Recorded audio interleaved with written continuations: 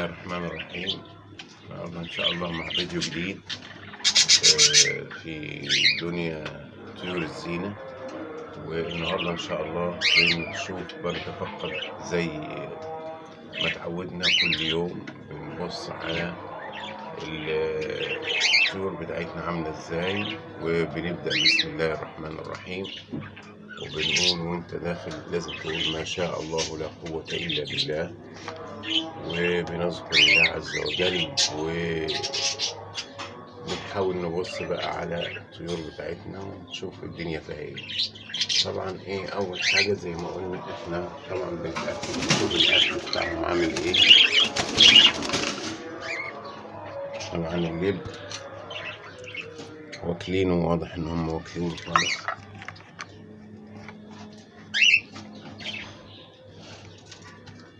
واكلين اللب كله اهوت.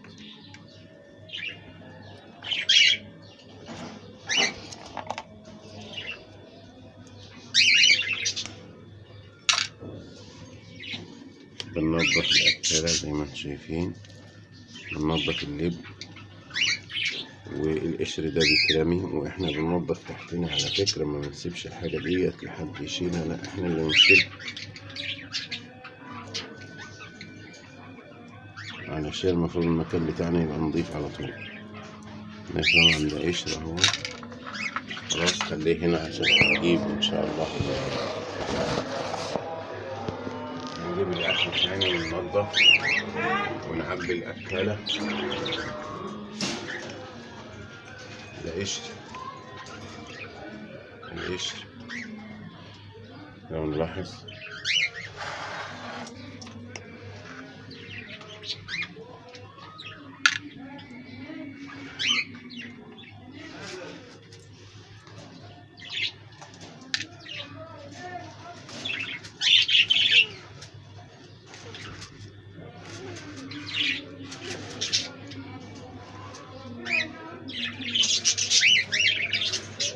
طيب ماشي يا اخويا، ماشي. بسم الله. رجعنا تاني وهنبص على الأكالة اللي فوق، برضو قشر.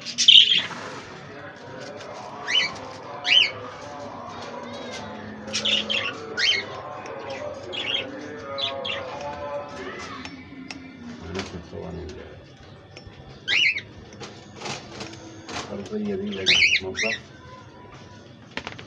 نضيف الحمد لله، بس احنا حريصين برضو ان هي ننضف معانا بالله. طبعا ان بجمع الفضلات بتاعت الأرضية زي ما احنا شايفين كده، على أساس إن احنا نغسلها هنشطفها طبعا، ونحط أكل طبعا. اللي ما عندوش أكل لازم نحط له أكل. والنهارده إن شاء الله هنعمل لهم وجبة البيض، هنشوف سوا إزاي هنعملها إن شاء الله. وجبة البيض و يعني كل ما بقى المكان مشمس وبتدخله شمس، كل ما بقى ده أحسن لصحة اللي هتاكله.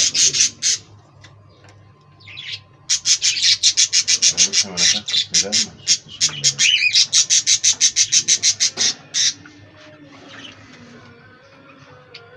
كل ده قشر.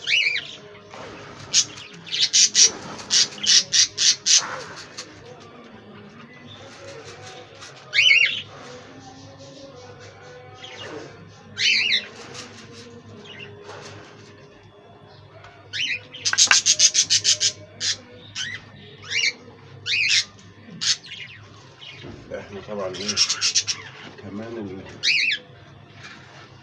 كتير عايزين نبص عليه. هو بيعمل لي كده ايه؟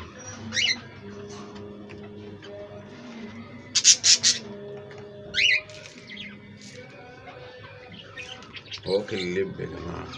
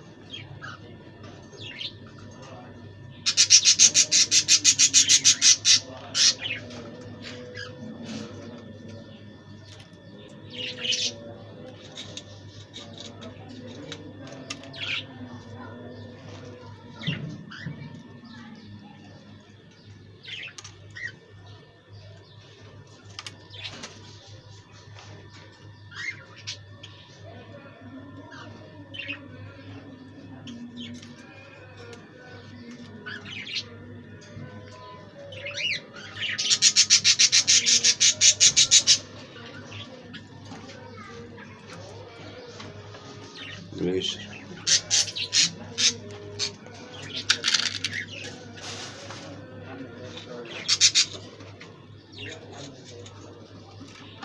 استنى يا باشا. طيب انت بتعملني كده بس انا ما بخافش منك. ايه؟ انا هحط لك هحط لك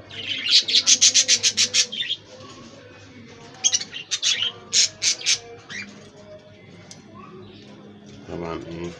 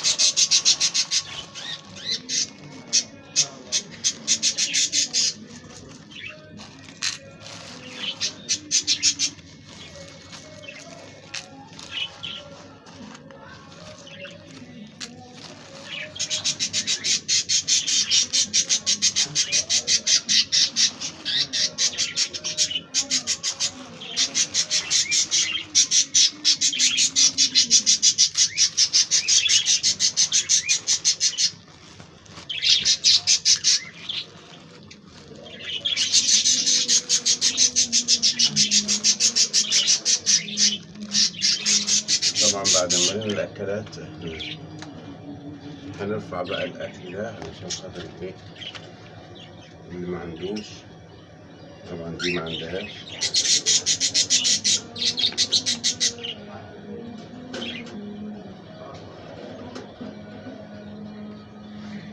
وده طبعا عاوز اللب بتاعه عشان يفطر.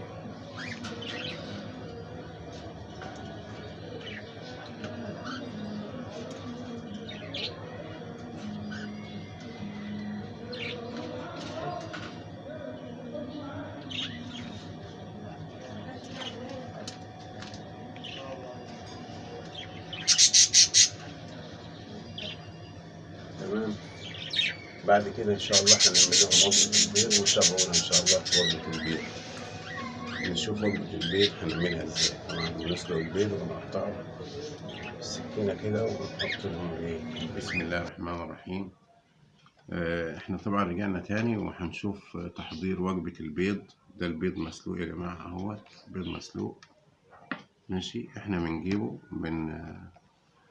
طبعا انا بنحط البياض مش بنحط الصفار لهم علشان خاطر هم متعودين على ان هم ياكلوا بياض البيض. والصفار اللي بيعمل لهم طبعا تخمة وزيادة في الوزن وبالتالي بيقلل من التكاثر. انا بجيب البيض مسلوق اهوت وبنشفه تمام ومحضر الاكلات غسلها تمام التمام ومنشفها. وطبعا الاواني الفخارية دي علشان الكوكتيل. والاكلات زي ما انتم شايفين نظيفة ومغسولة وزي الفل ومتنشفة كمان. لازم الحاجة تكون نظيفة. بنبدأ بقى نقطع البيض بالشكل ده. البيض بيتقطع حتت صغيرة علشان الايه العصفور طبعا بياكل من نقره الصغير طبعا. فلازم الحاجة تكون متقطعة صغير خالص علشان وايه والحاجة تبقى ناشفة قدامه جميلة وما نستهترش بالأكل بتاعهم. فأنا هبدأ أقطع اهوت. في ناس بتحط له بقسماط وفي ناس بتحطه عادي كده. انا بحطه عادي كده ما بحطلوش بقسماط. ان العصافير بتاعتي اخدت ان هي بتاكل البيض ده من غير بقسماط. فانا جربت البقسماط قبل كده ما كانوش مقبلين عليه.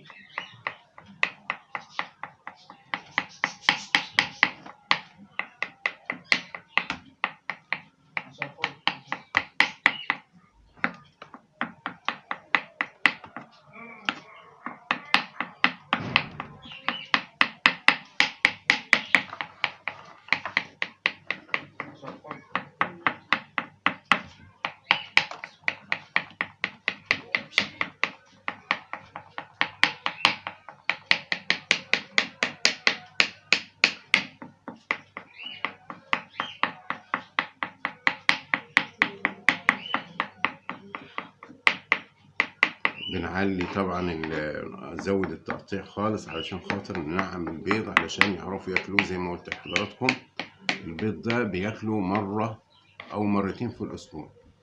أنا بديلهم مرتين للأمانة يعني، علشان خاطر عندهم عيال صغيرة ومحتاجين إن هم يتغذوا كويس. فدي أهم خطوة. إن أنا طبعا في ناس زي ما قلت لكم بتحط بقسماط، أنا ما بحطش بقسماط لأن العصافير بتاعتي مش مقبلة على البيض اللي عليه بقسماط. جربت البقسماط قبل كده وما كانوش مقبلين عليه، فلذلك بطلت احط بقسماط. فلقيتهم بياكلوا البيض افضل مما لو كان عليه بقسماط.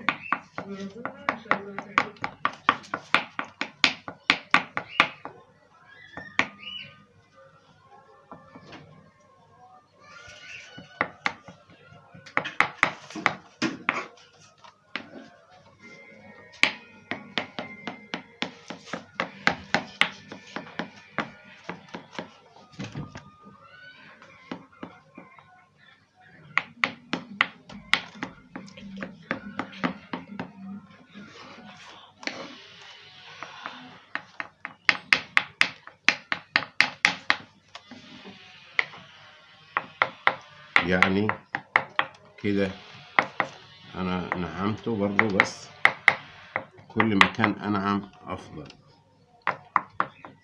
كل ما بقى انعم افضل.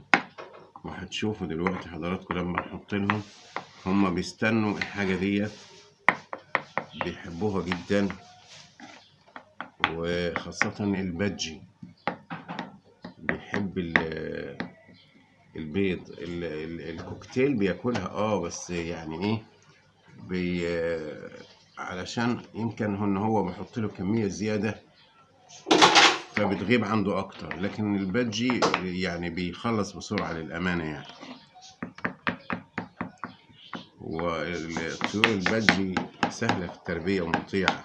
طيور الكوكتيل عنيدة شوية، لذلك انا ما بحبش. علشان كده بنصح يعني لو انت عندك طائر الكوكتيل، اوعى تيجي يمه وهو بيض وهو عنده بيض، لانه هو عنيد. لو انت جيت يمه وحاولت تستثير وتقومه من على البيض مش هيرجع له تاني.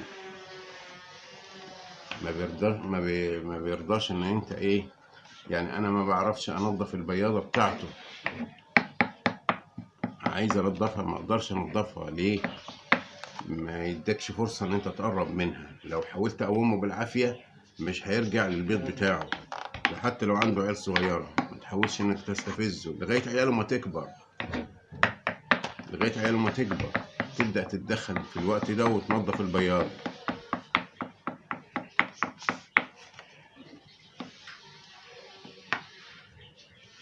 فاحنا هنبدأ نعبي دلوقتي البياضات الاكلات اهوت، ونروح نحط لهم الوجبة الرئيسية بتاعتنا اللي هي البيض.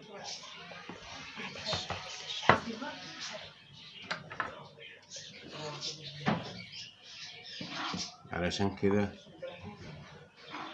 احنا هنقطع شوية ونروح مع حضراتكم نحط لهم البيض. يعني عبينا الاكلات اهي يا جماعة زي ما انتم شايفين حضراتكم اهيت الاكلات والاواني الفخارية وكله تمام. وهنروح دلوقتي علشان نحطها للعصافير. يلا بينا. طبعا دي الاكلات، هنبدأ نحط لهم الاكلات. هنجيب من فوق، طبعا شايفين حضراتكم هم الاكل.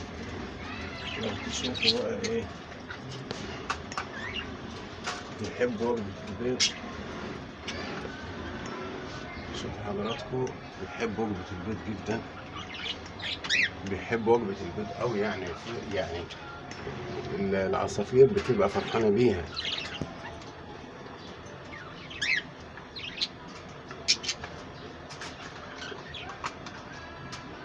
ومجرد ما احط الاكاله بقفل بسرعه علشان خاطر ما مفيش حاجه تروح كده ولا كده، او اضطر يسهيني ويخرج.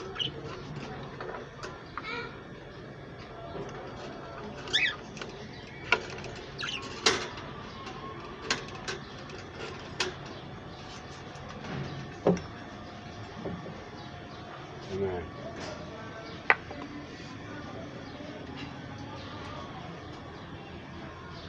ثلاثة. في عندي ده 4 أحط له الجرام.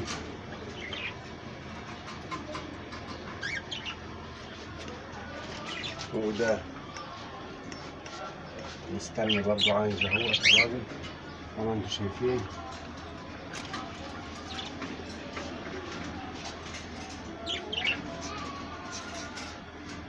متخافش مني.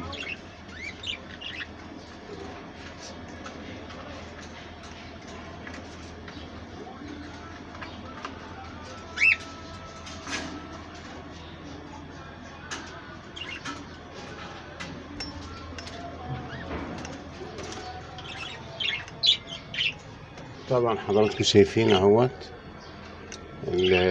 العصافير كلها بمجرد ما بتحط شوف هنا يا عمرو، مجرد ما بتحط البيض بيجوا طبعا عايزين ياكلوا منه. طبعا البيض وجبة أساسية.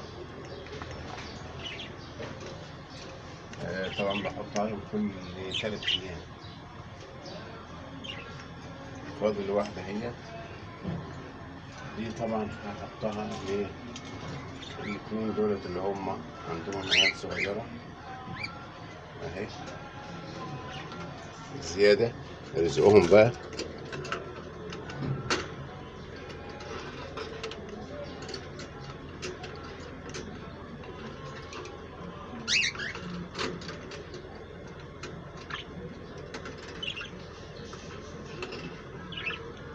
وطبعا زي ما اتفقنا كل ما تحط لازم اتأكد ان القفال مقفولة تمام. العصافير طبعا بتفرح زي ما انتم شايفين اهوت. الكوكتيل الصغير برضو بياكل منه اللي هو الشبابيات ده.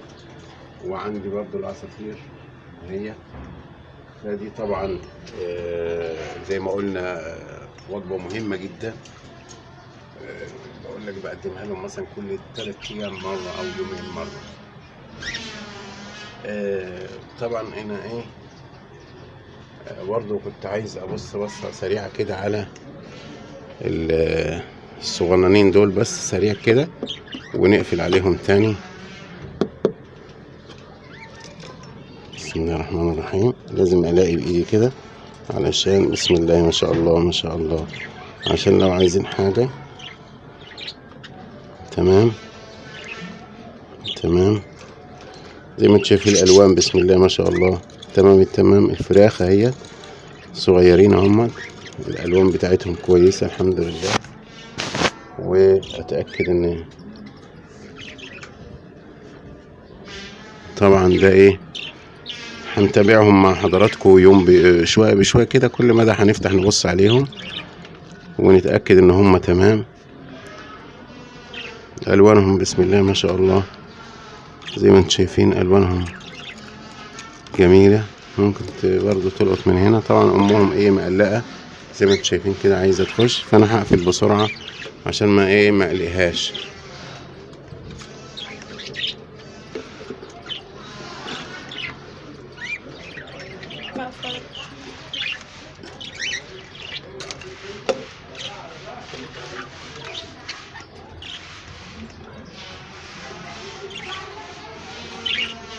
طبعا ده برضو عنده تقريبا، بس ما اقدرش افتح عليه، ما بقدرش افتح عليه لان امه بتيجي بتلطش بجناحها كده بسرعه. هنا الكوكتيل ده النتاية جوه الذكر اللي بياكل بره دي لو فتحت عليها بتضرب برجليها، فانا بخاف على العيال الصغيرين ممكن الضربه دي تاذيه، وما برضاش ابص عليها خالص. انا بسمع بس واتاكد ان هم كمان الحمد لله. اللي مطلع عندي دول واللي فوق، ودول طبعا مريحين زي ما اتفقنا. جابوا تلات وشاش ورا بعض، وقلت ريحهم شويه. كده تمام وان شاء الله في فيديوهات تانية هنبقى نتابع مع بعض ان شاء الله، ونتمنى لكم اوقات طيبه وربنا يعدي الفتره دي على خير. وحضراتكم يعني ايه تدعمونا بالتعليقات واللايكات علشان نقدر نستمر ان شاء الله. السلام عليكم ورحمه الله، وما تنساش الاشتراك في القناه واللايك وتدعمنا علشان نقدر نستمر. السلام عليكم.